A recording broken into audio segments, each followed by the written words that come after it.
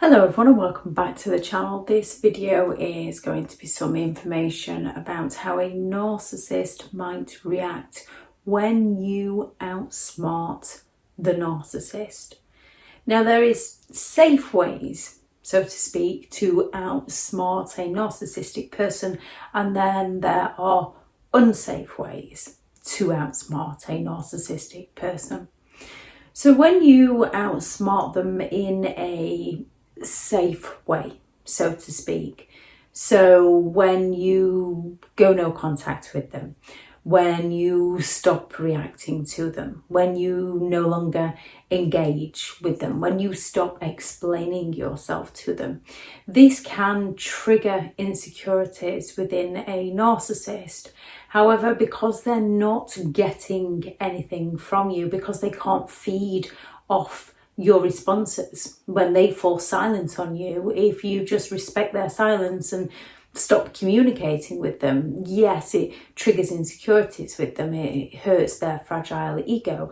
However, they find a way to rationalize it within their mind of how it's your fault, and they stop communicating with you, and for the most part they will leave you alone. They'll still blame you, but they will leave you alone because you haven't necessarily triggered an insecurity where they seek to get revenge on you. They sought revenge by falling silent on you. You staying silent towards them is that kind of game where they're then stuck because they don't want to be the ones that reach out to you. So there is safe-ish ways to outsmart a narcissistic person. And then there are extremely unsafe ways of outsmarting a narcissistic person, such as letting them know that you're doing better than them, calling them out on their behaviour. Things such as this is going to trigger insecurities within a narcissist where they're going to seek to punish you.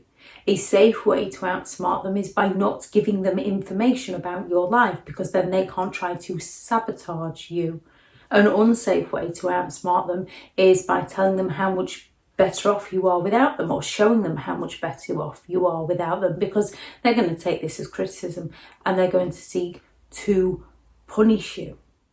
Narcissistic people do carry insecurities, and one way we know this is they try to make you the victim of their own insecurities. And one way to no longer become a victim of a narcissist's insecurities is by going no contact, leaving them to go live their life while you go and live your life. This does criticize a narcissist because they tend to believe that you are a part of them, that they own you, that you should do as they say. However, if they're not getting their own way and they've doubled down on all their manipulation tactics and still not getting what they want, they're going to find a way to blame you and find an easier source of supply. When narcissistic people feel threatened, shamed, embarrassed, exposed, disrespected, neglected, humiliated, they seek to punish the person they feel has shamed them, has disrespected them, has humiliated them. Therefore, a narcissist seeks to psychologically, financially, sexually, spiritually, emotionally, physically punish the person that the narcissist believes has injured the narcissist. And by injured the narcissist, I mean triggered an insecurity within the narcissist, such as not wanting to be exposed for their behaviour. So if you call a narcissist out on their behaviour, this is going to trigger an insecurity with them because they don't want to be exposed for their behaviour. So they're going to come after you. They might gaslight your reality by denying what you're saying to them. They might rage out at you to intimidate you. They might find a way to shift the blame onto you. Well, if it wasn't for you, oh, I'm sorry, I forgot you were perfect. They might mock you, humiliate you, judge you, belittle you, fall silent on you, gain enablers onto their side to prove that somehow you're wrong, smear your name to ruin your reputation before you can expose them for theirs. They're going to lie to you They might cheat on you to punish you. They might invalidate you. They might intimidate you. They might discard you. They might even play nice and come back with that reward stage, that idolization stage, that love bombing stage. They might begin to future fake with you to cover their own backs, to cover their own tracks, to promise you something in the future, to shut you down in the present, because they don't want to be exposed for the things they've done to you. If you call a narcissist out on their behaviour, they're going to go all out to protect their character. And one way they do this is by destroying yours, either by getting you to doubt yourself, to blame yourself, to feel ashamed of yourself, or getting other people to doubt you, to question your motives. When a narcissist feels ashamed in some way, this is when they're going to go all out to shift the blame over to somebody else. Now they can gaslight your reality. They can accuse you of overreacting to something. They can accuse you of being insecure. They can accuse you of imagining things. They're going to go all out to protect themselves. And by protecting themselves, they're going to hurt you because they like the empathy to care for how their behaviour affects you. That's why they behaved in the way they did in the first place. If they cared about you, they wouldn't want to confuse you.